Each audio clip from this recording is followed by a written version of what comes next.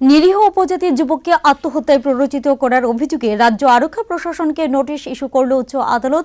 মাননীয় বিচারপতি অরিন্দম লোধ ওই নোটিশ ইস্যু করে স্বরাষ্ট্র দফতরকে 3 সপ্তাহের মধ্যে নোটিশের জবাব দেওয়ার নির্দেশ দিয়েছেন।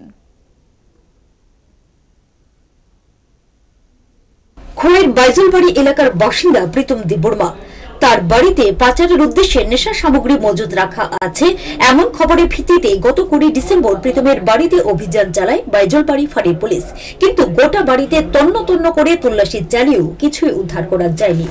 পরে তাকে বাড়ি থেকে তুলে আনা হয় থানায়। এখানে প্রীতমের উপর পুলিশ 3rd ডিগ্রি প্রয়োগ করে বলে অভিযোগ। এরপরও কোনো তথ্য না পাওয়ায় প্রীতমকে থানা থেকেই ছেড়ে দেয় পুলিশ। অভিযোগ, বিনা দোষে মার খাওয়া আর নেশা কারবারি আখ্যায়িত হওয়ার অপমানে আত্মহত্যা করতে বাধ্য হয় প্রীতম।